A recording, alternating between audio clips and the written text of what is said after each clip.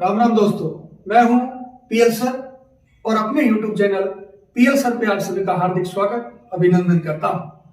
मित्रों, अपने वादे के अनुसार मैंने अपने YouTube चैनल पर आज से 12वीं क्लास के लिए निःशुल्क हिंदी की क्लासें शुरू कर दी है।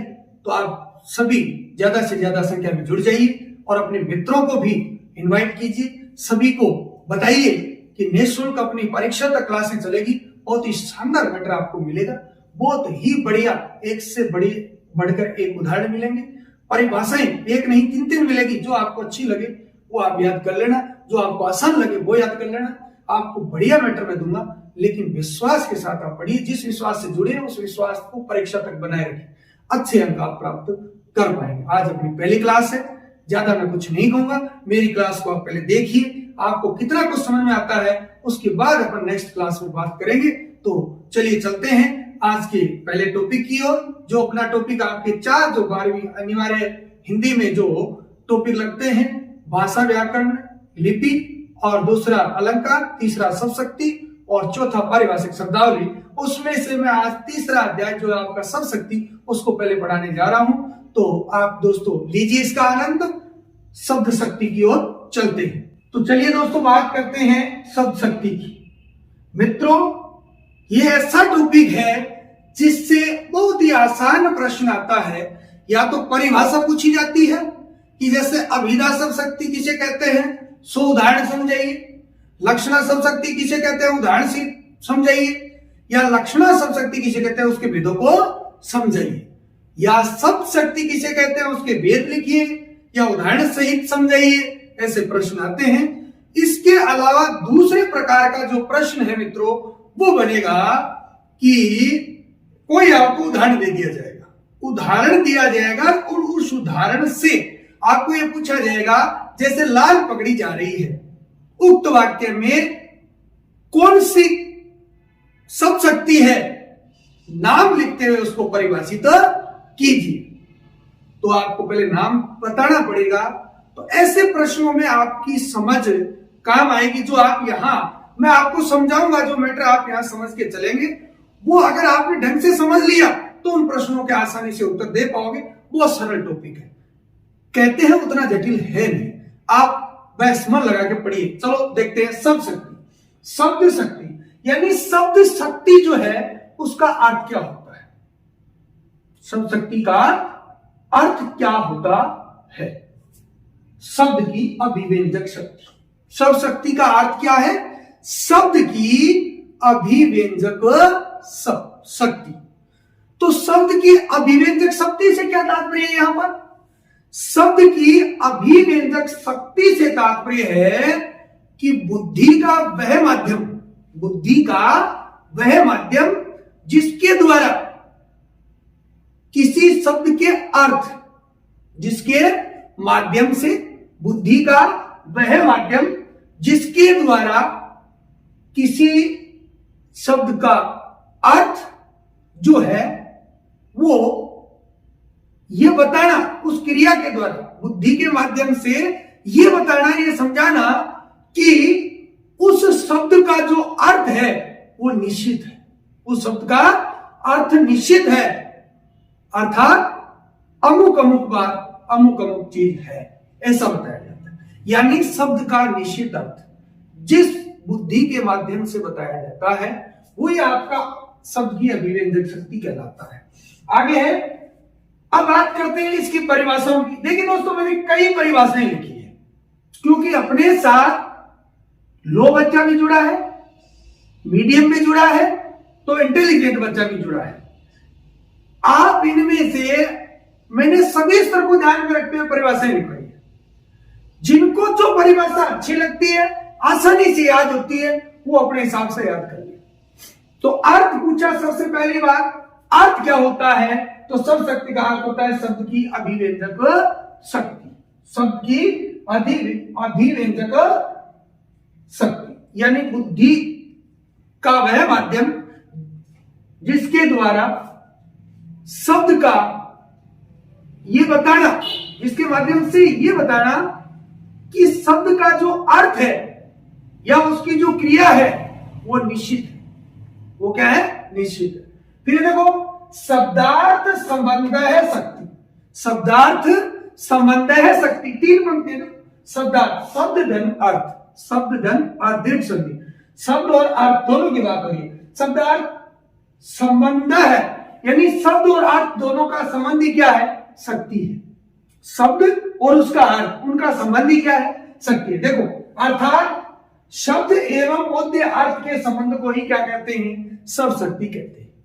शब्दार्थ है संबंध है शक्ति, बहुत सरल सी बात है। शब्दार्थ संबंध है शक्ति, यानी शब्दार्थ शब्द धन अर्थ, तो शब्द और अर्थ इनका जो संबंध है वही शक्ति है। तो देखिए अर्थात शब्द एवं बोध्य अर्थ के संबंध को ही सब शक्ति कहते हैं, पहली बात। दूसरी बात देखो, इस अर्थ को बता रहा है शब्द की अभिव्यंजक शक्ति, यानी वाक्य में प्रयुक्त शब्दों का अर्थ जानने के लिए। कोई भी वाक्य है, उस वाक्य में जो शब्द आए हैं उन शब्दों का अर्थ जानने के लिए बुद्धि द्वारा, किसके द्वारा, बुद्धि के द्वारा, क्योंकि शब्द किससे जाने दोस्तों, बुद्धि से। तो वाक्य में प्रयुक्त शब्दों का अर्थ जानने के लिए बुद्धि द्वारा जिस शक्ति का प्रयोग होता है, बुद्धि द्वारा जिस शक्ति का प्रयोग होता है वही आपकी शब्द शक्ति या शब्द वृत्ति कहलाती है। शब्द शक्ति या शब्द वृत्ति कहलाती है, यानी सरल भाषा में समझो, कोई वाक्य आपके सामने, उस वाक्य में क्या है, अनेक शब्द हैं, तो उन शब्दों का अर्थ जो है उसको जानने के लिए अपन बुद्धि का, किसका, बुद्धि, तो बुद्धि के द्वारा जिस शक्ति का प्रयोग करते हैं वही शब्द शक्ति कहलाती है या शब्द वृत्ति कहलाती है। वो शब्द को समझने के लिए, उसके अर्थ को समझने के लिए अपन किसका उपयोग करेंगे, बुद्धि का। और बुद्धि के द्वारा जो शक्ति का प्रयोग हो रहा है कोई आपकी शब्द शक्ति या शब्द वृत्ति है। दूसरी बात, तीसरी बात देखिए, शब्द की वह क्षमता जिससे उसका अर्थ प्रकट होता है, शब्द शक्ति कहलाती है। शब्द का, शब्द की वह क्षमता, यानी उस शब्द में अर्थ छुपा रहता है और उसे प्रकट करने की जो क्षमता है वही आपकी क्या है, शब्द शक्ति। देखो शब्द की वह क्षमता जिससे उसका अर्थ प्रकट होता है उसे ही अपन शब्द शक्ति कहते हैं। तो तीसरी बात। चौथी बात देखो, इनमें से आपको जो अच्छी लगे वो परिभाषा याद कर लेना, और मैं यहां पर इसको महत्व देता हूं, वो सरल परिभाषा, यानी किसी शब्द में निहित, निहित यानी छिपे, निहित यानी कोई भी शब्द है उसका अर्थ उसमें छुपा हुआ रहता है, उस अर्थ को बाहर लाना वही क्या है, बाहर लाने की जो शक्ति होती है वही सब शक्ति होती है। तो यानी किसी शब्द में निहित अर्थ को प्रकट करने की शक्ति ही शब्द शक्ति कहलाती है। तो ये परिभाषा आप याद रख लेना, किसी शब्द में निहित अर्थ को प्रकट करने की क्षमता को ही शब्द शक्ति कहते हैं। तो मित्रों ये परिभाषा आसान है, परिभाषा सारी आसान है, अर्थ याद रखेंगे, अर्थ के बाद शब्दार्थ संबंध, ये तो सीधा ही पड़ा है, शब्द और अर्थ का संबंध है वही शब्द शक्ति है। और वाक्य में प्रयुक्त जो शब्द है उन शब्दों का अर्थ जानने के लिए बुद्धि के द्वारा जिस शक्ति का प्रयोग किया जाता है वो शब्द शक्ति कहलाती है। और शब्द की वह क्षमता जिससे उसका अर्थ प्रकट होता है वो शब्द शक्ति कहलाती है। और किसी शब्द में निहित अर्थ को प्रकट करने की शक्ति, बाहर लाने की शक्ति ही क्या है, शब्द शक्ति कहते हैं। अब देखिए बेटा, जो विद्वान हुए, आचार्य हुए हैं, उन आचार्यों ने हिंदी में शब्द जो है, देखो कोई भी शब्द है उस शब्द का अर्थ लाएंगे तो शब्द भी तो होने चाहिए, कौन से है, तो शब्द जो है उन आचार्यों ने शब्द के 3 प्रकार बताए। आचार्यों ने शब्द के 3 प्रकार या 3 भेद बताए हैं। कौन कौन से? पहला है वाचक, दूसरा है लक्षक और तीसरा है व्यंजक। मित्रों याद रखना, बहुत बढ़िया प्रश्न बनता है यहां से कि शब्द किसे कहते हैं और शब्द के कितने भेद होते हैं।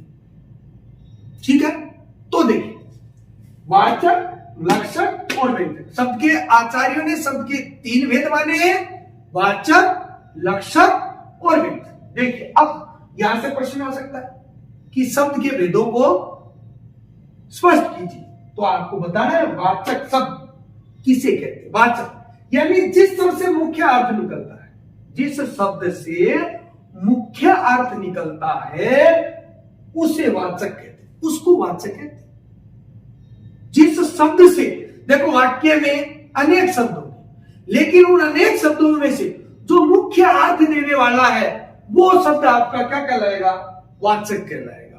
और उस वाचक शब्द से जो अर्थ निकलता है वो आपका वाच्यार्थ कहलाएगा या मुख्यार्थ कहलाएगा। ध्यान रखें, दो बातें, वाक्य आप पढ़ रहे हैं उसमें अनेक शब्द है, उनमें से जो मुख्य अर्थ देने वाला शब्द है, मुख्य अर्थ देने वाला शब्द आपका क्या कहलाएगा, वाचक कहलाएगा।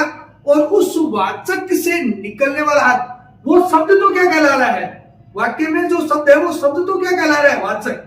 और उस शब्द का जो अर्थ है वो अर्थ क्या कहला रहा है, वाच्यार्थ या मुख्यार्थ। और इसे ही अपन अभिधेयार्थ भी कहते हैं, इसे ही क्या कहते हैं, अभिधेयार्थ भी कहते हैं।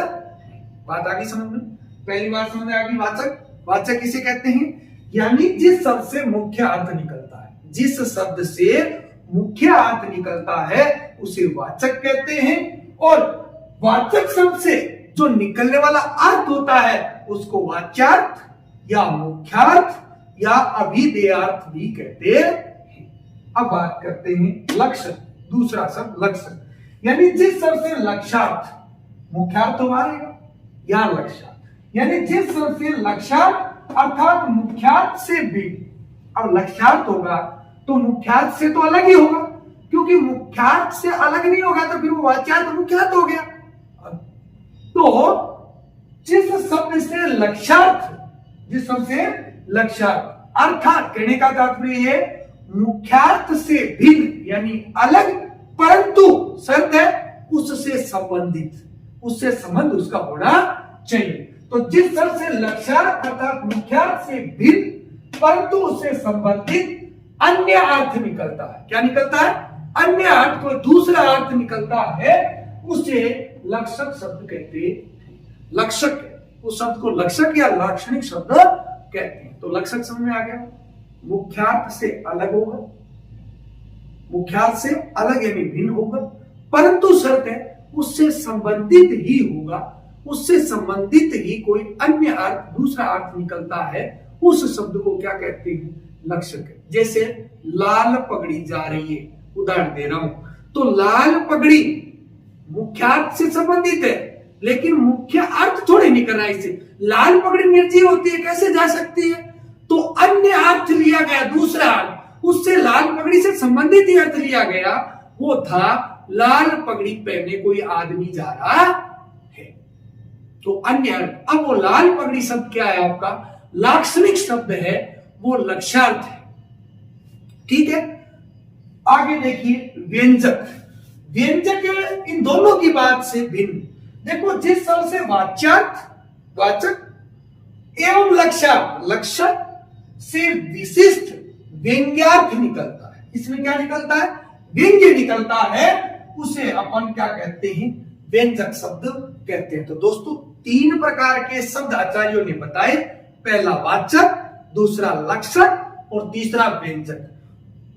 जो मुख्यार्थ वाच्यार्थ यानी जिस शब्द से मुख्य अर्थ निकलता है उसको वाचक कहते हैं, और उस वाचक से निकलने वाला जो अर्थ होगा उसको वाच्यार्थ या मुख्यार्थ या अभिधेयार्थ भी कहा जाता है।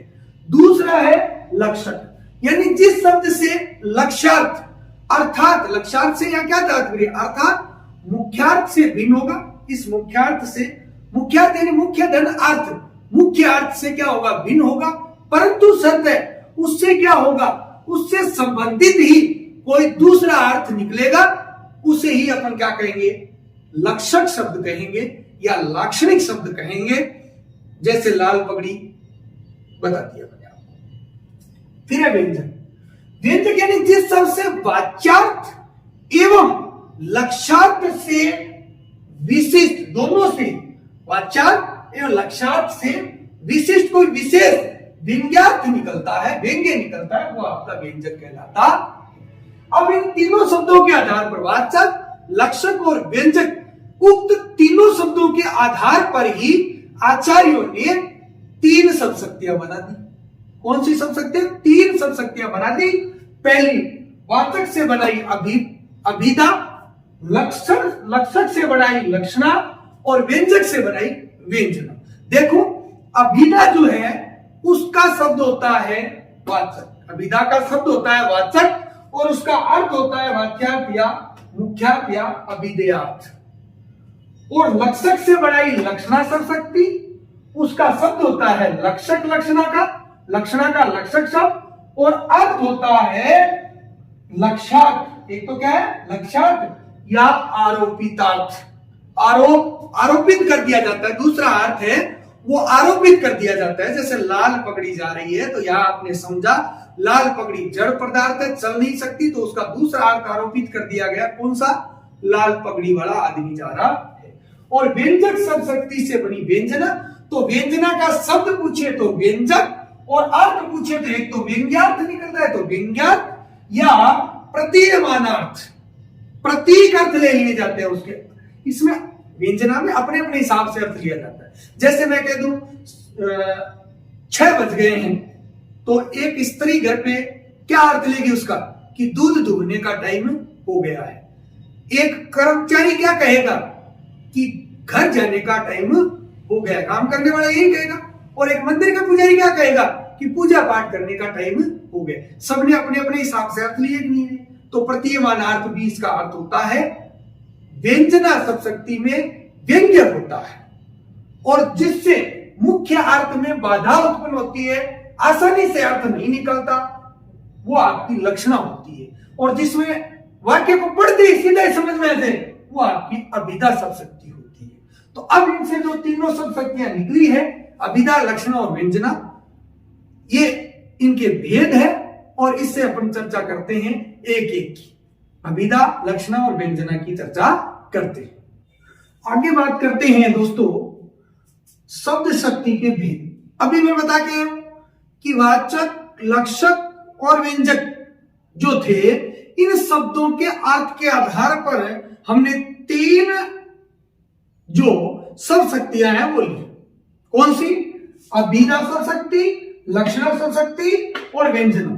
तो शब्द शक्ति के भेद भी उन शब्दों, 3 शब्दों के जो भेद थे, उन शब्दों के अर्थ के आधार पर हमने शब्द शक्ति के भी कितने भेद लिए हैं? 3 भेद। तो आप प्रश्न आता है शब्द शक्ति के कितने भेद होते हैं, तो आपको बताना है 3 भेद। अभिधा शब्द शक्ति, लक्षणा शब्द शक्ति और व्यंजना शब्द शक्ति। तीनों की बात मैं पीछे करके आ चुका हूं कि अभिधा का शब्द होता है वाचक और उसका अर्थ होता है वाच्यार्थ या मुख्यार्थ। लक्षणा जो होती है उसका शब्द होता है लक्षक और आरोपितार्थ या लक्षार्थ उसका अर्थ होता है। व्यंजना का शब्द होता है व्यंजक और अर्थ होता है व्यंग्यार्थ या प्रतिमेयार्थ। आगे देखिए शब्द शक्ति के भेद, यानी अभिधा शब्द शक्ति, लक्षणा शब्द शक्ति और व्यंजना शब्द शक्ति, इसके 3 भेद माने गए हैं। तो पहले बात करते हैं अभिधा शब्द शक्ति की। किसकी बात करते हैं? अभिधा शब्द शक्ति। देखो अभिधा शब्द शक्ति कहते किसे हैं, मैं आपको स्पष्ट कर देना चाहता हूं कि मैंने बहुत सारी बातें लिखी है बेटा, लेकिन आपके कौन कौन सी चीजें काम की है, कम से कम आपको कितना याद रखना है जिससे आप अच्छे अंक प्राप्त कर सको। मैं ये सब बातें इसलिए लिखवा रहा हूं कि हर प्रकार के बच्चे अपने सामने बैठे हैं। वेरी ब्रिलियंट बच्चे भी है, मीडियम बच्चे भी है, तो लो बच्चे भी है। सबकी सीखने की क्षमता का स्तर जो है वो अलग अलग है। तो मैं सभी लो स्तर से यानी 0 लेवल से लेकर के हाई स्तर तक की जो बातें वो सारी यहां पर कर रहा हूं, ताकि हर एक बच्चा अपनी सुविधा अनुसार जिसको जो चीज अच्छी लगे उस प्रकार से वो याद कर सके। तो उस हिसाब से बेटा मैं पढ़ा रहा हूं। इसके साथ ये टॉपिक कॉम्पिटिटिव एग्जाम, प्रतियोगी परीक्षाओं में भी लगता है, वो बच्चे भी अपने साथ जुड़े हुए देख रहे हैं। तो उनके हिसाब से भी हर एक चीज बेटा आनी चाहिए। पढ़ो, एक बार पढ़ो, मन से बार बार पढ़ने की जरूरत नहीं है। आगे 12वीं बार आपको भी क्या करना है, कॉम्पिटिटिव एग्जाम की तरफ बढ़ना है। ये सारी चीजें वापस पढ़नी पड़ेगी। अभी से अच्छी भली भांति पढ़ लीजिए, ज्यादा जरूरत ही नहीं पड़ेगा। तो लास्ट में सारा पढ़ाने के बाद मैं आपको बता दूंगा कहां का क्या बात आपको याद रखनी है, कैसे प्रश्न आते हैं, किस प्रकार के प्रश्न आते हैं, कैसे आपको जवाब देने हैं इस मैटर से। वैसे मैं पीछे अभी बता के गया हूं आपको कि अर्थ याद रखना है, एक परिभाषा याद रखनी है और शब्द के भेद याद रखने हैं। शब्द भेद वाचक किसे कहते हैं, लक्षक किसे कहते हैं और व्यंजक किसे कहते हैं, उनकी परिभाषा याद रखनी है। वैसे यहाँ पर शब्द शक्ति के कितने भेद होते हैं? 3, अभिधा, लक्षणा, व्यंजना, याद रखना है। अब अभिधा में क्या क्या याद रखना है बता दूंगा। देखो पहली बात करते हैं अभिधा शब्द शक्ति। अभिधा शब्द शक्ति कहते किसे? देखो मैं तो सीधी सी बात करूंगा, मैंने बहुत मैटर लिखवाया, लेकिन सीधी सी बात है, अभिधा जो होती है बेटा वो लोक प्रचलित अर्थ होती है। क्या होती है? उसमें लोक प्रचलित अर्थ आता है, यानी सामान्य अर्थ को ग्रहण किया जाता है, मुख्य अर्थ उसमें रहता है, मुख्य अर्थ रहता है, यानी जो वाक्य आपके सामने है उस वाक्य को आपने पढ़ा, पढ़ते ही अर्थ समझ में आ गया, कोई बाधा उत्पन्न नहीं, बीच में किसी प्रकार की कोई बाधा नहीं आती, सीधा सीधा अर्थ क्या होता है? ग्रहण कर लेते हैं, बिल्कुल सीधा सा अर्थ ग्रहण हो जाता है, किसी प्रकार की कोई अड़चन नहीं आती, वाक्य पढ़ा, पढ़ते ही अर्थ समझ में आ गया, कहीं कोई व्यंग्य या लक्षण की बात नहीं रहती। तो लोक प्रचलित अर्थ, जैसे सीता गाना गाती है, कोई अड़चन आई अर्थ ग्रहण करने में, राम पुस्तक पढ़ता है, कोई अड़चन आई, मैं विद्यालय जाता हूं, बालक खेलते हैं, कोई अड़चन आई नहीं, तो लोक प्रचलित अर्थ है, मुख्य अर्थ है, मुख्य अर्थ है, आराम से समझ में आ जाता है। देख अभिधा शक्ति, शब्दों के सामान्य अर्थ का बोध कराने वाली शक्ति को अभिधा शक्ति कहते हैं। अभी बताया कि शब्द जो है उन शब्दों का कौन सा अर्थ ग्रहण किया जाता है? सामान्य अर्थ, मुख्य अर्थ, वाच्यार्थ। तो शब्दों के सामान्य अर्थ का बोध कराने वाली यानी ज्ञान करवाने वाली जो शक्ति होती है उसको ही अभिधा शक्ति कहते हैं। दूसरी बात अथवा, इसी बात को दूसरे रूप में बताया गया है कि शब्द की जिस शक्ति से किसी शब्द की सबसे साधारण या लोक प्रचलित अर्थ का बोध हो, यानी शब्द की जिस शक्ति, उस शब्द में वो शक्ति है जिससे उस शब्द का सबसे साधारण, बिल्कुल साधारण, यानी ऊपर बात है सामान्य, सबसे साधारण या लोक प्रचलित अर्थ उसका बोध हो, उसे ही अभिधा शक्ति कहते हैं। यह परिभाषा आपके मॉडल पेपर 2021-22 में जो था उसमें यह परिभाषा दी गई थी। तो आराम से बात आ गई, शब्दों के सामान्य अर्थ का बोध कराने वाली जो शक्ति होती है उसको देखो, शब्दों के सामान्य अर्थ का बोध कराने वाली शक्ति को अभिधा शक्ति कहते हैं। अथवा दूसरे रूप में कहेंगे शब्द की जिस शक्ति से शब्द के सबसे साधारण या लोक प्रचलित अर्थ का बोध हो उसे अभिधा शक्ति कहते हैं। तो बेटा याद हो गया? जैसे आगे देखिए, इसके द्वारा व्यक्त वाच्यार्थ कहलाता है। बता दिया था मैंने कि वाचक ही अभिधा शक्ति है। अभिधा शक्ति जो है उसका शब्द क्या है? वाचक, और उसका वाचकार्थ क्या है? वाच्यार्थ। तो इसके द्वारा व्यक्त अर्थ वाच्यार्थ कहलाता है। जैसे एक शब्द है रवि, मूल शब्द क्या है? रवि। तो रवि शब्द का सामान्य अर्थ है सूर्य। रवि शब्द का सामान्य अर्थ क्या होता है? सूर्य होता है। तो अब इस सूर्य शब्द को क्या कहेंगे? वाच्यार्थ। क्या कहेंगे? वाच्यार्थ। क्योंकि अपन ने क्या पढ़ा था, जो मुख्य अर्थ का बोध कराते हैं, मुख्य अर्थ निकल के आते हैं उसे वाचक कहते हैं, और मुख्य अर्थ निकलता है, उस मुख्य अर्थ को ही अपन क्या कहेंगे? उसे वाचक से निकलने वाला जो अर्थ होता है उसको वाच्यार्थ या मुख्यार्थ कहते हैं। तो रवि शब्द था, उसका सामान्य अर्थ क्या निकल गया? सूर्य। इसको वाच्यार्थ या मुख्यार्थ कहते हैं। उदाहरण देखिए, सीता गाना गाती है। सीता गाना गाती है, बेटा कोई अड़चन आई क्या? बिल्कुल साधारण, सब वाक्य पढ़ते ही साधारण सामान्य अर्थ समझ में आ गया, लोक प्रचलित अर्थ समझ में आ गया। छात्र रोजाना व्यायाम करते हैं, कसरत करते हैं, व्यायाम करते हैं, कोई दिक्कत आई क्या? बिल्कुल आसान, पढ़ा वैसे ही अर्थ समझ में आ गया। साधारण अर्थ सामान्य अर्थ आता है, लोक प्रचलित अर्थ होता है, किसी प्रकार की कोई बाधा उत्पन्न नहीं होती। तो मुख्यार्थ है, वाच्यार्थ है, आराम से समझ में आता है। तो यह अभिधा शक्ति। आगे देखिए, अभिधा शक्ति द्वारा संकेतित अर्थ का बोध होता है। अभिधा शक्ति जो होती है उससे संकेतित अर्थ, संकेत करता है, उस अर्थ का बोध होता है। साक्षात संकेतित अर्थ को शब्द का मुख्यार्थ माना जाता है। संकेतित जो साक्षात सामने है जो वो अर्थ होता है उसको उसका क्या माना जाता है? मुख्यार्थ माना जाता है। अतः यानी इसीलिए शब्द एक ही अर्थ या मुख्य अर्थ का बोध कराने के कारण शब्द जो है वो एक ही अर्थ निकलता है उसका। जैसे रवि का सूर्य, तो एक ही अर्थ या कह सकते हैं मुख्य अर्थ का बोध कराने के कारण, मुख्य अर्थ का, एक ही अर्थ का या मुख्य अर्थ का बोध कराने के कारण इसे क्या कहते हैं? मुख्यार्थ, आध्यात्म। इस शक्ति के अन्य नाम है मुख्यार्थ, आध्यात्म या प्रथमा शब्द भी कहलाती है। इसीलिए अभिधा शब्द को क्या कहते हैं? मुख्या, आद्या या प्रथमा शब्द भी कहते हैं। दोस्तों, यह प्रश्न आया था कॉम्पिटिटिव एग्जाम में कि प्रथमा शब्द होती है, प्रथमा शब्द होती है या प्रथमा शब्द कहलाती है अभिधा, लक्षणा, व्यंजना। तो कौन सी? अभिधा। आगे देखिए, अभिधा शब्द द्वारा जिन शब्दों के वाच्यार्थ या मुख्यार्थ की प्रतीति होती है उन्हें वाचक कहा जाता है। ये बात बार बार बता चुका हूं। वाचक शब्द 3 प्रकार के होते हैं। वाचक शब्द 3 प्रकार के होते हैं। तो वाचक के जो भेद है या वाचक के जो प्रकार है वो 3 प्रकार के। कौन कौन से? रूढ़, यौगिक और योग। रूढ़, यौगिक और योग। देखो, रूढ़ किसे कहते हैं?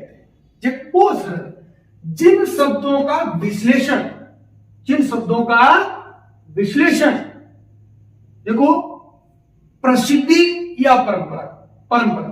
अगर इसके अर्थ की बात करें बेटा, अर्थ की बात करें तो अर्थ एक तरीके से परंपरा होता है। क्या होता है बेटा? परंपरा होता है इसका अर्थ। रूढ़ का अर्थ क्या है? जो परंपरागत है। क्या है?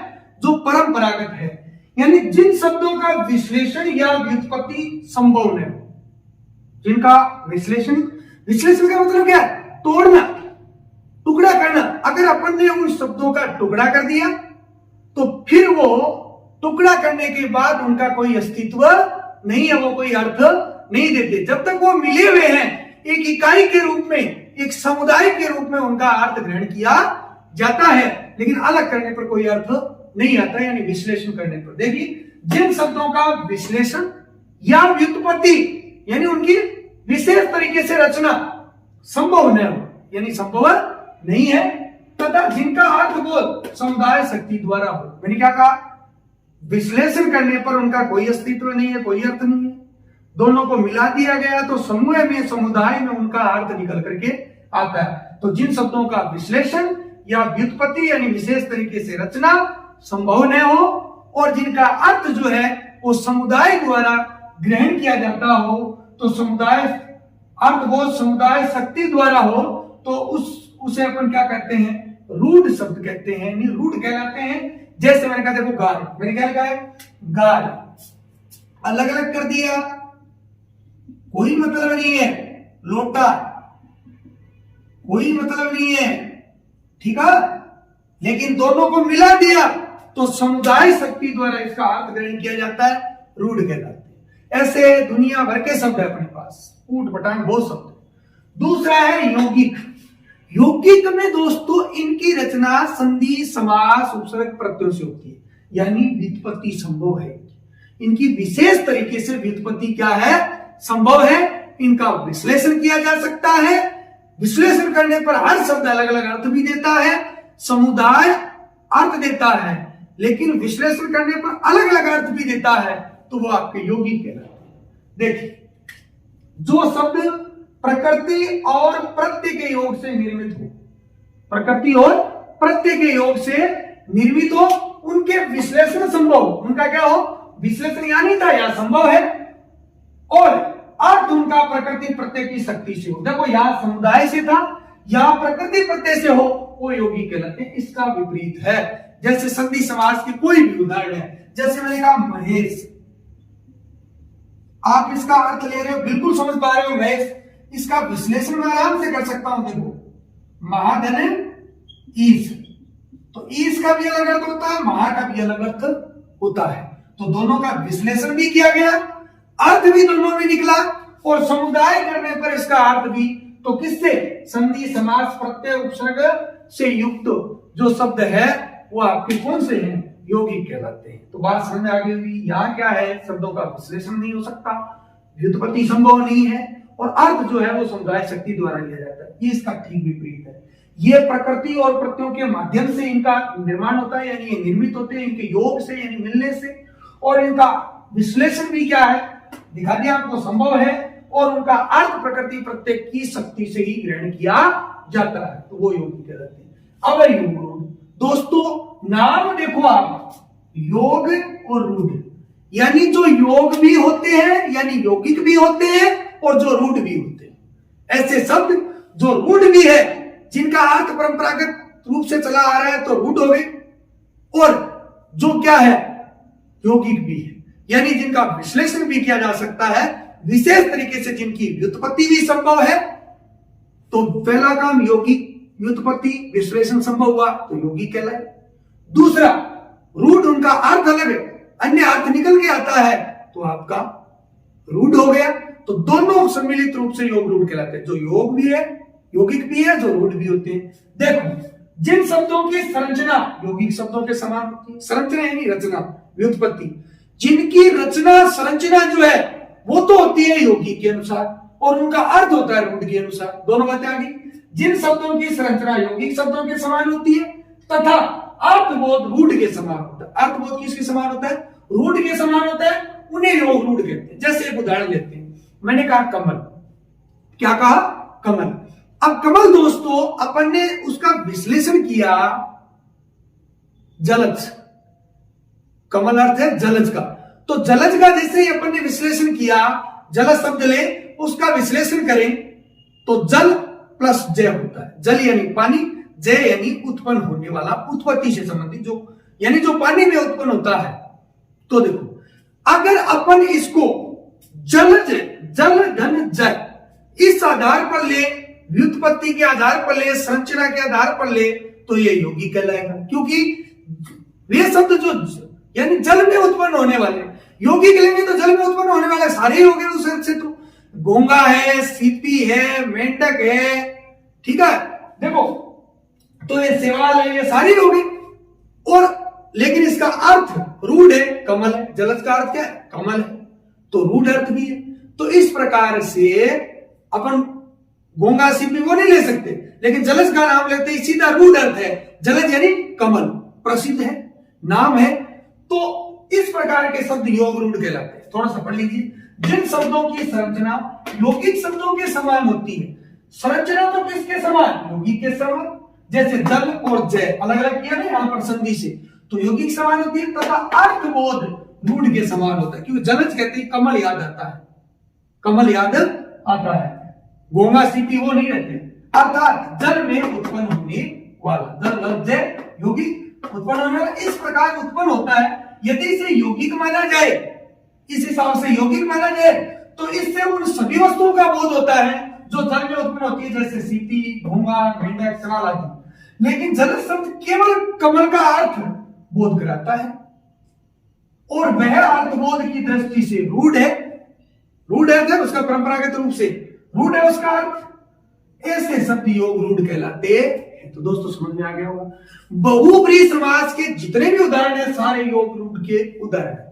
मैंने कह दिया दशानन। अब इसकी संरचना जो है, विश्लेषण जो है, वो यौगिक के अनुसार हुआ है। 10 धन आनंद, 10 का अर्थ संख्या 10, आनंद का अर्थ मुख, दोनों का अर्थ अलग भी है। यौगिक मिलाते ही दोनों में रचना करते ही दशानन बन गया। अब उसका अर्थ दशानन का नाम लेते ही रूढ़ है। अर्थ अगर सीधा अर्थ लें तो 10 मुख वाला सीधा लेते, लेकिन रूढ़ हो गया 10 मुख इसके रावण, तो रूढ़ अर्थ है रावण। तो इस प्रकार से यौगिक और रूढ़ दोनों मेल आ रहे हैं, तो सब कौन सा हो गया? योग रूढ़। तो दोस्तों भली बातें आपको समझ में आ गया होगा। रूढ़, यौगिक और योग रूढ़, यानी वाचक के 3 भेद है, रूढ़, यौगिक और योग रूढ़। तो अच्छे से समझ में आ गया होगा मित्रों। अब अपन बात करते हैं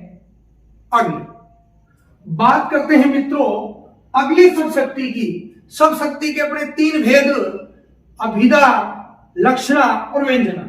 अभिधा को अपन ने पढ़ा, जिसमें ये बताया, अभी आप पढ़ के आए हो कि अभिधा जो है उसमें मुख्य अर्थ निकलता है। वाक्य जब आप पढ़ते हो तो आराम से मित्रों उसका अर्थ समझ में आ जाता है। जैसे मैंने कहा, राम विद्यालय जाता है, किसान खेत में हल जोतता है, महेश पढ़ाई करता है, रोहन खेलता है, वह विद्यालय जाता है। तो ये बिल्कुल पढ़ते ही आराम से समझ में आता है। अभिधा में 3 प्रकार के वाचक शब्दों का। अब उसमें क्या कहा था? जो वाक्य में शब्द है उसमें जो मूल शब्द है, मुख्य जो है, वो आपका कौन सा है? वो है वाच्यार्थ, यानी मुख्य अर्थ है। मुख्य अर्थ जो वाक्य मुख्य शब्द होगा, यानी मुख्य अर्थ देने वाला, वो आपका। उसके बाद मुख्यार्थ और वाच्यार्थ। अब मित्रों इसमें क्या है कि जो लक्षणा शब्द शक्ति होती है उसमें कोई एक बाधा उत्पन्न होती है, यानी मुख्य अर्थ आसानी से समझ में नहीं आता, उसमें बाधा उत्पन्न होती। जैसे मैंने कहा वह बुढ़िया नीरी गाय है, तो इसमें नीरी गाय, अब बुढ़िया गाय कैसे हो सकती है? वो पशु है, वो इंसान है, इसका मतलब अर्थ जो है वो गाय का यहां पर सामान्य अर्थ नहीं लिया गया, क्योंकि विधा में सामान्य अर्थ होता है, मुख्यार्थ की बात होती है, सांकेतिक अर्थ की बात होती है, या लोक प्रचलित अर्थ की बात होती है। जो लोक में प्रचलित है वो विधा है, लेकिन यहां सामान्य अर्थ से काम नहीं चलता। गाय का सामान्य अर्थ तो एक पशु है, लेकिन वह बुढ़िया नीरी गाय, बुढ़िया गाय कैसे हो सकती है, पशु कैसे हो सकती है? तो सामान्य अर्थ को छोड़कर उससे संबंधित अन्य अर्थ लिया जाता है, यानी गाय का अर्थ क्या लिया जाता है? सीधी सरल, सीधी और सरल। बुढ़िया का स्वभाव कैसा है? सीधा सरल है, तो वो अन्य अर्थ लिया गया वहां लक्षण, यानी मुख्य अर्थ में बाधा, मुख्यार्थ में बाधा उत्पन्न हुई, उससे संबंधित अन्य अर्थ लक्ष्यार्थ लिया गया, और वो लक्ष्यार्थ या तो रूढ़ि से या प्रयोजनवती से क्या है? संबंधित है, दोनों में से एक होगा, ये दोनों उसके मूल में रहेंगे। तो लक्षणा शब्द शक्ति में तीन बातें या तीन कारण आवश्यक है। मुख्यार्थ का वो बाद होना, यानी उसमें बाधा उत्पन्न होना, तभी लक्षणा हो, और मुख्यार्थ से दूसरी बात है मुख्यार्थ से संबंधित अन्य अर्थ होना, मुख्यार्थ से संबंधित ही अर्थ होना, और तीसरी बात है रूढ़ि और लक्षणा का उसके मूल में होना। तीनों बातें कंप्लीट अनिवार्य है। तो देखते हैं लक्षणा शब्दों के सामान्य अर्थ को छोड़कर, सामान्य अर्थ होगा अभिधा, सामान्य अर्थ को छोड़कर उससे संबंधित क्या अन्य अर्थ लिया जाता है, या अन्य अर्थ का बोध कराने वाली जो शक्ति होती है उसी लक्षणा शब्द शक्ति कहते हैं। और इसके द्वारा व्यक्त जो अर्थ होगा, उस शब्द के द्वारा जो सामान्य अर्थ छोड़ के दूसरा अर्थ निकलेगा, वो लक्ष्यार्थ कहलाएगा। वो क्या कहलाएगा? इसके द्वारा व्यक्त अर्थ लक्ष्यार्थ कहलाता है। अब दो उदाहरणों की बात करते हैं। पहला उदाहरण है गंगा पर गांव। गंगा पर गांव, दोस्तों इसको आप समझिए, गंगा पर गांव, तो यहां पर गंगा पर गांव में जो वाक्य है उसमें गंगा पर लाक्षणिक शब्द है, गंगा पर लाक्षणिक शब्द है, क्योंकि इसका सामान्य अर्थ तो लेंगे तो सामान्य अर्थ तो क्या होगा? जल का प्रवाह, जल का प्रवाह। गंगा पर है तो गंगा जल का प्रवाह, और जल के प्रवाह पर गांव कैसे बच सकता है? बच ही नहीं सकता। तो सामान्य अर्थ में मुख्यार्थ में क्या हुई? मुख्य अर्थ ग्रहण करने बाधा उत्पन्न हुई, तो अब बाधा उत्पन्न हुई तो हम उससे संबंधित दूसरा अर्थ लेंगे। दूसरा अर्थ क्या है? गंगा के तट पर। क्या होगा? गंगा के तट पर होगा। घर तो तट पर ही हो सकता है, तो गंगा के तट पर लिया जाता है। यही आपका क्या है? लक्ष्यार्थ है। देखो गंगा पर गांव में, गंगा पर गांव में, गंगा पर लाक्षणिक पद है, इसका सामान्य अर्थ है गंगा के प्रवाह में, गंगा के प्रवाह में, किंतु प्रवाह में गांव का अस्तित्व क्या है? असंभव है, संभव नहीं है। अतः सामान्य अर्थ को छोड़कर उससे संबंधित अर्थ गंगा के तट पर लिया जाता है। यह अर्थ ही क्या है? लक्ष्यार्थ है। तो मित्रों बात समझ में आ रही होगी। चलो एक और उदाहरण की बात करते हैं। कलिंग साहसी है, दूसरा है कलिंग साहसी है। तो मित्रों कलिंग साहसी है, आप देखिए यहां पर कलिंग जो शब्द है, इस कलिंग शब्द में लाक्षणिक यानी लक्षणा शब्द शक्ति है, ये लाक्षणिक है, ये लाक्षणिक है। कैसे ये लाक्षणिक शब्द कैसे? देखो कलिंग तो एक जो गोदावरी और बैतरणी जो नदी है उनके बीच का एक प्रदेश है, उनके बीच बसने वाला एक प्रदेश है, बसा हुआ प्रदेश है, यानी कह सकते हैं भूभाग है ये एक। तो सामान्य अर्थ तो ये हुआ। तो जब ये जड़ पदार्थ है, कलिंग प्रदेश है, जड़ है, तो वो साहसी कैसे हो सकता है? साहस जैसे उसमें गुण कैसे आ सकते हैं? तो इसका मतलब क्या है? इसका मतलब ये सामान्य अर्थ से काम नहीं चलेगा। सामान्य अर्थ में यानी मुख्य अर्थ में बाधा उत्पन्न हुई तो अपने को उससे संबंधित अन्य अर्थ यानी दूसरे अर्थ की तरफ आना पड़ेगा, और वो दूसरा अर्थ है कलिंग का निवासी। क्या है? कलिंग का निवासी। इसका तात्पर्य क्या है? कलिंग का निवासी यानी कलिंग में रहने वाला हर एक निवासी क्या है? साहसी है। वो वीर है, तो यहां पर अन्य अर्थ लिया गया, तो वो अन्य अर्थ अब आपका कलिंग जो है अन्य अर्थ लिया गया, कलिंग का निवासी, वही आपका क्या है लक्ष्यार्थ। देखिए कलिंग का शास्त्र, इस वाक्य में कलिंग शब्द लाक्षणिक है, इसका सामान्य अर्थ है गोदावरी और बैतरणी नदी के बीच का प्रदेश। पर प्रदेश जड़ पदार्थ होता है, अचेतन होता है, वह साहसी कैसे हो सकता है? तो साहस जैसे गुण कैसे हो सकते हैं जड़ में? अतः कलिंग का सामान्य अर्थ छोड़कर उससे संबंधित अर्थ कलिंग का निवासी लिया जाता है, और यह लक्ष्यार्थ, ये क्या आपका लक्ष्यार्थ। तो मित्रों समझ में आ गई होगी, दोनों बढ़िया से उदाहरण उनकी व्याख्या सहित बता दिया है। तो लक्षणा शब्द शक्ति क्या है मित्रों? लक्षणा शब्द शक्ति जो है लाक्षणिक लक्षणों के आधार पर जब अर्थ ग्रहण किया जाता है तो वही आपकी क्या है लक्षणा शब्द शक्ति है, यानी शब्दों के सामान्य अर्थ को छोड़कर उससे संबंधित अन्य अर्थ या दूसरा अर्थ का बोध कराने वाली जो शक्ति होती है उसे लक्षणा शब्द शक्ति कहते हैं।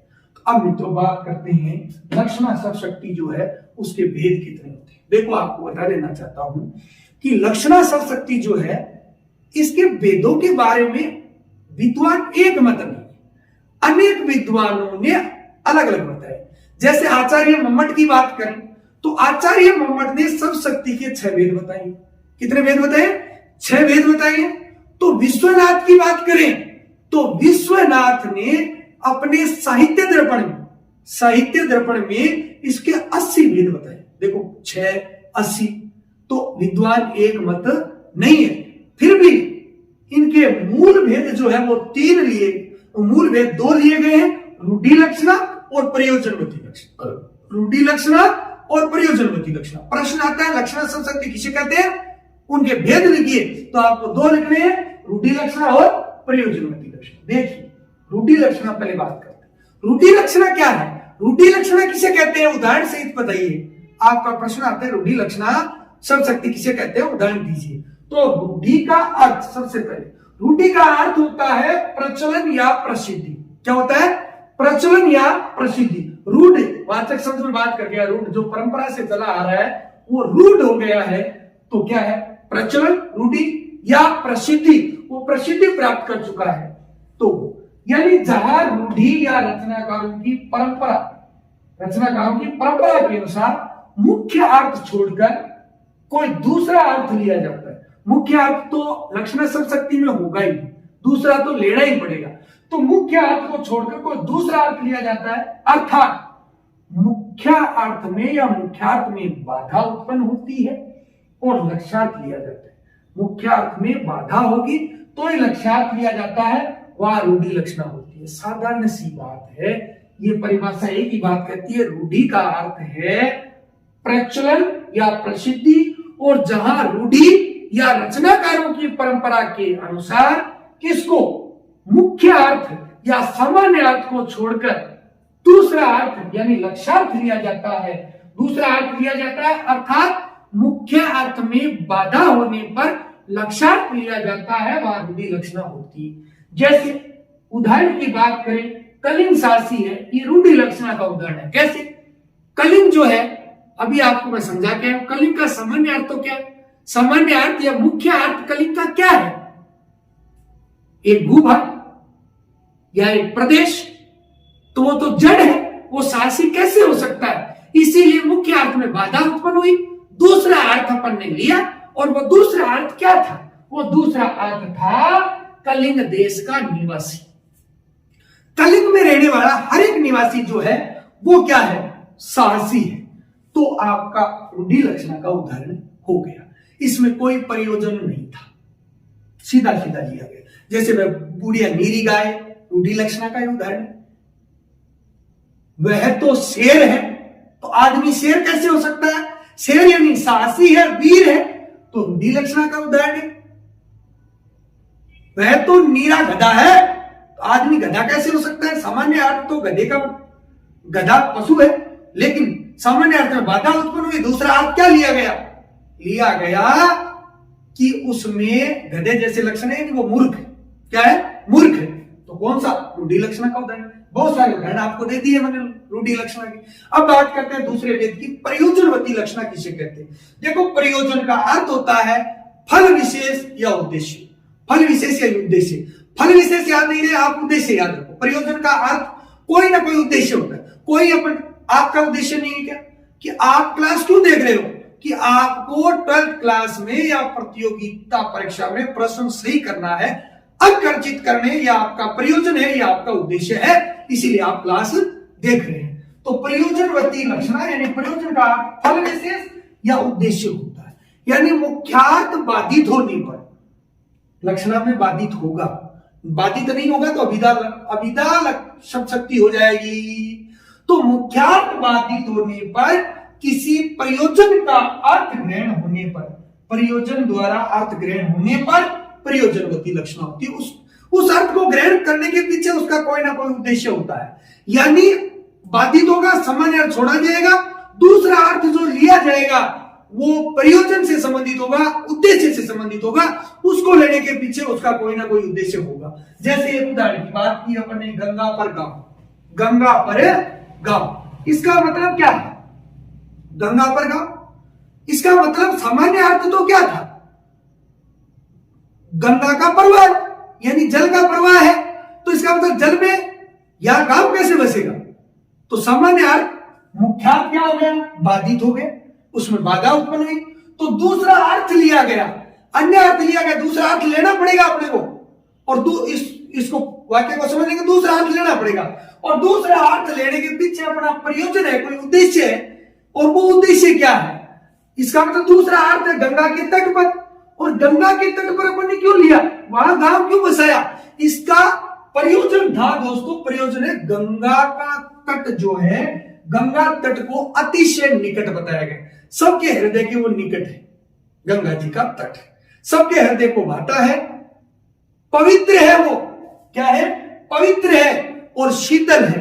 तो पवित्रता में रहना, शीतलता में रहना और हृदय के निकट रहना, ये प्रयोजन था उसका वहां गांव का।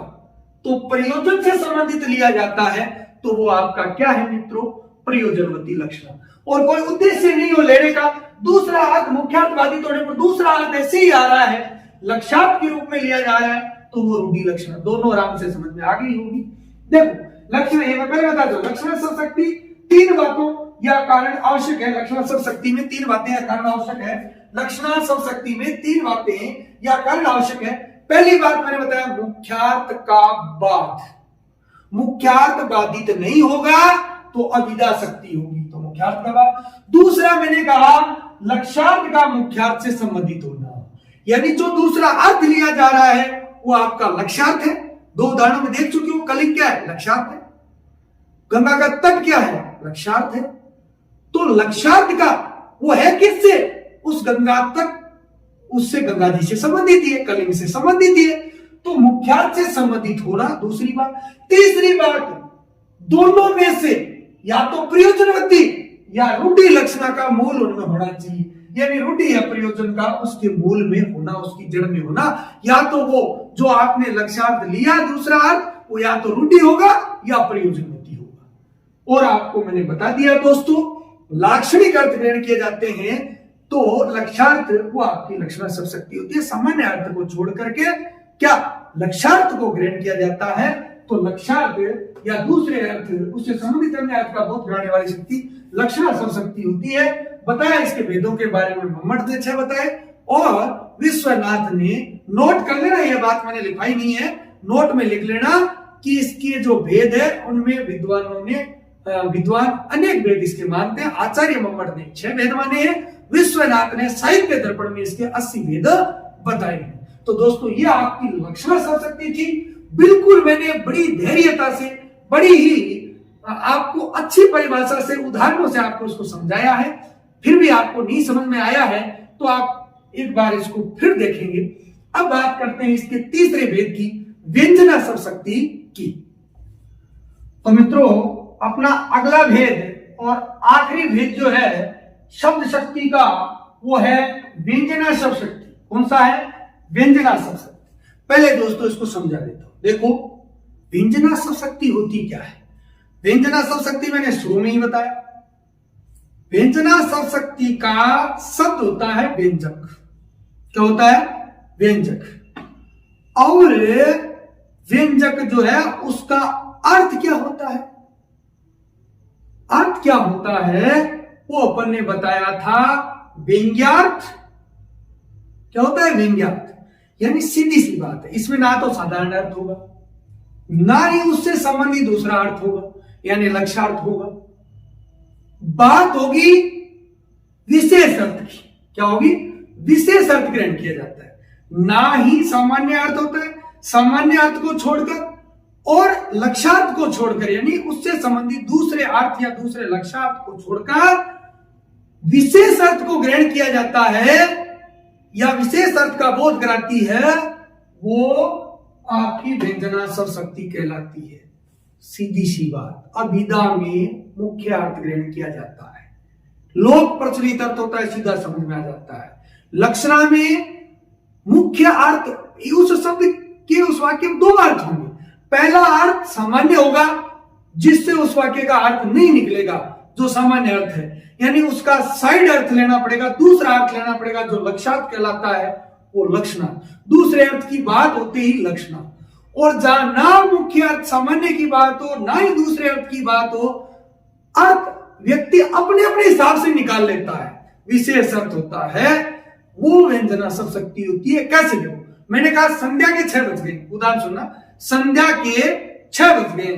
अब एक बात बताओ, मैं कह रहा हूं संध्या के 6 बज गए, आप पढ़ाई करने वाले हो, तो आप उसका अर्थ क्या लोगे कि पढ़ने का समय हो गया। आपकी मम्मी ने ये बात सुन ली तो मम्मी क्या कहेगी कि भाई गाय दुहाने का समय हो गया। पुजारी ने सुन ली तो वो क्या कहेगा? आरती करने का समय हो गया है।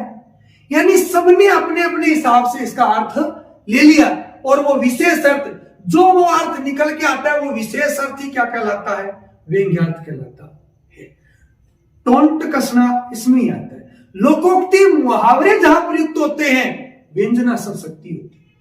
आप पढ़ाई करते हो, क्लास में भी ऐसी बातें निकल के आती ना, मास्टर जी के कब है, आपने को गुरु जी मेरा सही है,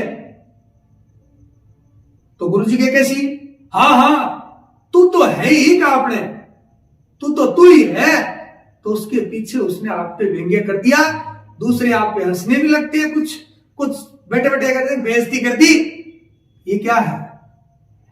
अपने अपने हिसाब से सबने अर्थ लगाया गुरु जी की बात का, तो व्यंग्य। देखते हैं शब्दों के सामान्य और संबंधित अर्थ दोनों को छोड़कर, सामान्य अर्थ यानी विधा शक्ति, संबंधित अर्थ यानी लक्षण शक्ति, दोनों को छोड़कर किसी विशेष अर्थ का बोध कराने वाली कोई तीसरा अर्थ निकलेगा, बोध कराने वाली शक्ति को व्यंजना शब्द शक्ति कहते हैं। बहुत सरल है, और इसके द्वारा व्यक्त अर्थ क्या कहलाता है? व्यंग्यार्थ कहता है।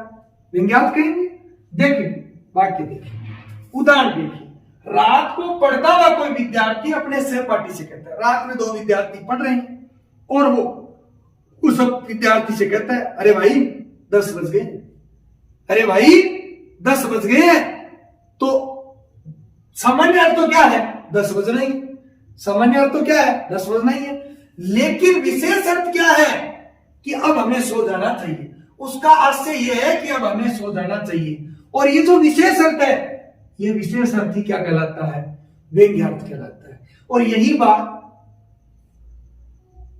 अगर पढ़ने वाले विद्यार्थी के अलावा कोई और कह दे, आप कह दो गुरुजी 10 बज गए हैं, इसका मतलब अब क्लास ऑफ कर देनी चाहिए, आपका यह अर्थ था। दूसरे का, अब नींद को टाइम हो गया, अब तो गुरुजी बंद कर ही थे।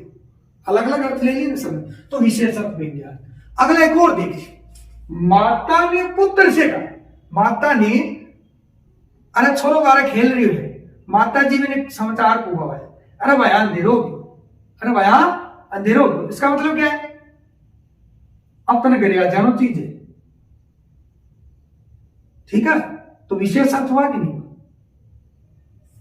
माता ने पुत्र से कहा अंधेरा हो गया है, तो उसका आशय यह है कि अब तुझे घर आ जाना चाहिए। यह विशेष अर्थ क्या? व्यंग्यार्थ। तो देखो, वाच्यार्थ लक्ष्यार्थ से भिन्न यानी अलग ना, वाच्यार्थ मुख्यार्थ नहीं होगा, लक्ष्यार्थ दूसरा अर्थ नहीं होगा। भिन्न अर्थ यानी विशेष अर्थ का बोध होता है, कोई आपकी क्या है? व्यंजना सब शक्ति है। दोस्तों परिभाषा उदाहरण से बेस्ट आपको समझ में आ गई होगी। अब बात करते हैं इनके भेदों की। व्यंजना शब्द शक्ति जो है उसके दो भेद होते हैं। कितने भेद होते हैं? दो भेद, शाब्दी व्यंजना और आर्थी व्यंजना। शाब्दी व्यंजना और आर्थी व्यंजना, यानी देखो सामान्य और लक्ष्यार्थ को छोड़कर अन्य अर्थ तो विशेष अर्थ तो निकले गए, लेकिन जब वो विशेष अर्थ किसी शब्द के माध्यम से निकलता है तो शाब्दी व्यंजना। अगर उस वाक्य से उस शब्द को हटा दिया जाए तो फिर वो अर्थ क्या हो जाएगा, उसका अर्थ निकलेगा नहीं, तो शाब्दी व्यंजना शब्द के माध्यम से। और जब शब्द में व्यंजना शब्द शक्ति में विशेष अर्थ जो है वो आधारित है, यानी व्यंजना किसी शब्द विशेष पर आधारित नहीं होगी, उसके अर्थ से, उसे शब्द से कोई मतलब नहीं है, शब्द हटा दीजिए, लेकिन अर्थ उसका नहीं बदलना चाहिए। शब्द तो दूसरा रख दो, अर्थ नहीं बदलना चाहिए, तो वो आपकी कौन सी है? आर्थी व्यंजना। परिभाषा आप समझ में आ गई, फिर बात करते हैं शाब्दी व्यंजना। जहां शब्द विशेष के कारण, जहां पकड़ना शाब्दी यानी शब्द निरब्दी, तो शब्द विशेष के कारण व्यंग्यार्थ का बोध होता है। व्यंजना है तो व्यंग्यार्थ हो गई, व्यंग्यार्थ यानी विशेष अर्थ। जहां शब्द विशेष के कारण व्यंग्यार्थ बोध होता है और वह शब्द हटा देने पर व्यंग्यार्थ समाप्त हो जाता है, तो वह शाब्दी व्यंजना कहलाती है। जैसे देखो श्लेष अलंकार में शाब्दी व्यंजना होती है, जो आपका मैं आपको अलंकार पढ़ाऊंगा, आगे पता चलेगा श्लेष अलंकार कौन सा है। श्लेष अलंकार जो है उसमें शाब्दी व्यंजना होती है। उसका उदाहरण है देखो, पानी गए न उबरे मोती मानस चून। पानी गए न उबरे मोती मानस चून, तो पानी एक शब्द है, अब उसका मोती के साथ चमक अर्थ है, उसका मानुष मनुष्य के साथ मान सम्मान प्रतिष्ठा अर्थ है, उसका चून यानी उस आटे के साथ पानी या जल अर्थ है। तो एक शब्द था, तीन अर्थ निकले, अपने अपने हिसाब से अर्थ लिए गए नहीं लिए गए, अलग अलग अर्थ निकल रहे ना। विशेष अर्थ है उसके, पानी के तीन विशेष अर्थ है, लेकिन वो शब्द एक ही है पानी, तो शाब्दी व्यंजना होगी। अब उस पानी को हटा दिया जाए तो आपके मानुष मोती चून सबके अर्थ बदल जाएंगे, वो व्यंग्यार्थ खत्म हो जाएगा। अगला है आर्थी व्यंजना। आर्थी व्यंजना में जो आपने ये शब्द लिए वो आर्थी व्यंजना के उदाहरण है। तो दोस्तों आपको ये तीनों भेद आराम से समझ में आ गए। अभिधा, लक्षणा, व्यंजना। फिर शॉर्ट में बताता हूं आपको, अभिधा में मुख्य अर्थ या सामान्य अर्थ या कोई संकेतित अर्थ या लोक प्रचलित अर्थ होता है, यानी वाक्य पढ़ते ही सीधा समझ में आ जाता है। लक्षणा में सामान्य अर्थ को छोड़कर यानी मुख्यार्थ बाधित होता है, बाधा उत्पन्न होती है, समस्या आती है और उससे संबंधित दूसरा अर्थ लिया जाता है, और दूसरा अर्थ जो लिया जाता है वो आपका लक्षार्थ होता है और वह लक्षणा शब्द शक्ति कहलाती है। व्यंजना में ना सामान्य अर्थ होता, ना दूसरा अर्थ होता यानी ना लक्षार्थ होता है, बल्कि कोई तीसरा ही विशेष अर्थ लिया जाता है, वो व्यंजना शब्द शक्ति होती है। यानी व्यंजना में व्यक्ति अपने अपने अनुसार अपने अपने अर्थ निकाल लेता है। तो मित्रों समझ में आई होगी बात। अब अपन बात करते हैं इनसे संबंधित कुछ प्रश्नों की, इनसे संबंधित कुछ प्रश्नों की बात करते हैं। दोस्तों आप कितना सीखे, उन उदाहरणों में आप बता पाते हो क्या नहीं, वो थोड़ा सा आकलन आप कर लीजिए। यहीं पर मैं 10-15 एक उदाहरण लिखवाता हूं, आप उनके उत्तर देना। तो देखिए बेटा, करते हैं बात कुछ प्रश्नों की कि आपने इस लेसन में मुझसे क्या सीखा, कितना आपने प्राप्त किया, क्या वास्तव में आप उदाहरण दे पाते हो। देखो प्रश्न दो प्रकार के आते हैं आपके इससे। पहला प्रश्न परिभाषा उदाहरण से संबंधित कि शब्द शक्ति किसे कहते हैं, सो उदाहरण परिभाषित कीजिए, या शब्द शक्ति किसे कहते हैं उसके भेद लिखिए। ऐसे ही लक्षणा, व्यंजना, इनके आर्थी व्यंजना, शाब्दी व्यंजना, ये जो है इनकी परिभाषा उदाहरण पूछे जा सकते हैं। ये प्रश्न तो आसान है, आराम से परिभाषा आपको याद हो गई होगी। दूसरा जो है वो इस प्रकार का प्रश्न आता है कि लाल पगड़ी जा रही है, उक्त वाक्य में कौन सी शब्द शक्ति है, नाम लिखते हैं उसको परिभाषित कीजिए। तब आपको ये सब बातें आनी चाहिए। दूसरा इस प्रकार का है, तो आप पहचान पाते हैं कितना सीखा। देखते हैं, देखो पहला वाक्य है, देश की नाव मझधार में है, बताइए कविता, लक्षणा, व्यंजना। तो दोस्तों इसमें है लक्षणा। कौन सी है? लक्षणा। क्योंकि देश की बात हो रही है, नाव मझधार में है, अधर झूल में है, तो देश की नाव तो नाव का अर्थ या मझधार अलग अर्थ, दो अर्थ लिए जा रहे हैं, बाधित हो रहा है। दूसरा है प्रेम सदा अंधा होता है। बताइए, प्रेम और अंधे की बात कर रहे हैं, जड़ पदार्थ जो है वो अंधे कैसे हो सकते हैं? तो लक्षणा। दूसरा अर्थ, प्रातःकालीन भ्रमण स्वास्थ्य के लिए उपयोगी है, अच्छा रहता है। तो साधारण सी बात है, बिल्कुल सही है, एकदम सरल सामान्य बात है। तो अभिधा, कौन सी होगी? अभिधा। अगला, रमेश की बात छोड़ो, वह तो गधा है। अब गधा आ गया, इसका मतलब क्या? यानी गधा नहीं, मूर्ख अर्थ दिया गया है। रमेश गधा, पशु कैसे हो सकता है? तो लक्षणा सब सकती। अधिक वर्षा के कारण सारे नगर में पानी पानी हो गया। साधारण सी बात है, बरसात आएगी तो पानी पानी होगा, जगह जगह पानी मिलेगा, सीधा अर्थ है, समझ में आ रहा है? तो अभिधा। दूसरा अगला है कि राम नकल करते हुए पकड़े जाने पर पानी पानी हो गया। ये तीसरी बात है। यह मुहावरा है, जब मुहावरा लोकोक्ति आता है यानी वो बहुत शर्मिंदा महसूस करने लगा, नकल करते हुए पकड़ा गया, शर्मिंदा। तो मुहावरे लोकोक्ति आते हैं, व्यंजना सब सकती। अगला है लाल पगड़ी जा रही है। देखो, लाल और पगड़ी, तो पगड़ी क्या है? निर्जीव है, जड़ है, तो कैसे जा सकती है? इसका मतलब दूसरा अर्थ लेना पड़ता है, लक्षणा सब सकती। घोड़ा सवारी के काम आता है, 2022 में आते हैं, घोड़ा सवारी काम आता है, सीधा अर्थ है, कहां अन्य अर्थ लेने की जरूरत है, घोड़ा सवारी के ही काम आता है साहब। तो अभिधा। अगला है राम तो गाय है, उसे मत मारो। अब गाय, राम पशु कैसे हो सकता है? इसका मतलब अर्थबाधित हुआ, अन्य अर्थ गाय यानी सरल स्वभाव का है। तो लक्षणा। एनक हो तो कौन सा आपको दिखाई देता है? टोंट कसा जा रहा है। अच्छा, एनक हो दिख जाएगी था, इसका मतलब अपने अपने हिसाब से अर्थ, व्यंजना सब सकती। राम पुस्तक पढ़ता है, सामान्य अर्थ है, अभिधा सब सकती। बालक प्रतिदिन विद्यालय जाता है, सामान्य अर्थ, लोक प्रचलित अर्थ, अभिधा शक्ति। किसान खेत पर हल चलाता है, बिल्कुल साधारण अर्थ है, अभिधा सब शक्ति। वह लड़का तो शेर है। अब लड़का शेर कैसे हो सकता है? लक्षणा सब शक्ति। कैसा? यानी साहसी और वीर है। यह लड़की तो गाय है, वही बात आ गई, लक्षणा सब शक्ति। रमेश का घर मुख्य सड़क पर है, व्यंजना सब शक्ति। क्यों मुख्य सड़क पर कैसे हो सकता है भाई? कौन सी शक्ति है बताइए दोस्तों? व्यंजना। ये मुख्य सड़क के किनारे, अन्य अर्थ लेना पड़ रहा है, लक्षणा है दोस्तों, क्योंकि मुख्य सड़क पर नहीं, सड़क के किनारे, जैसे गंगा पर, वही अर्थ है। तो मित्रों, व्यंजना सब शक्ति। आपने अपना आकलन किया, मेरी क्लास आपको कैसी लगी? मेरे ख्याल से मैंने आपको यही पूरा टॉपिक याद करवा दिया है, आप अच्छे अंक हासिल कर पाओगे।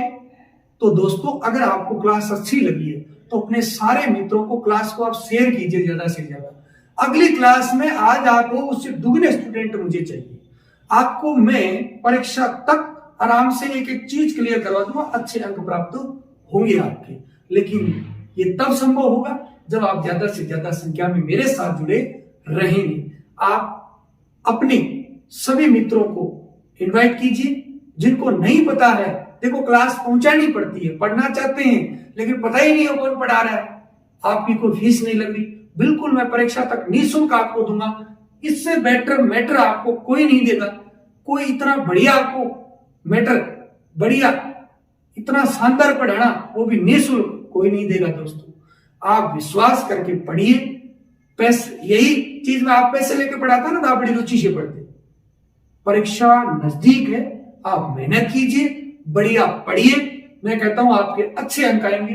नेक्स्ट क्लास में दोस्तों आप ज्यादा संख्या में जुड़े, बड़ा आनंद आएगा। आप सभी को आपके रिलेशन में, आपके स्कूल में जो भी है, जो वंचित रहा क्लास से, आप उनको बताइए। बताओगे तो हमें पता चलेगा, वो अपने दोस्तों को बताएंगे, अपना परिवार धीरे धीरे बढ़ता जाएगा, पढ़ने का और ज्यादा आनंद आएगा।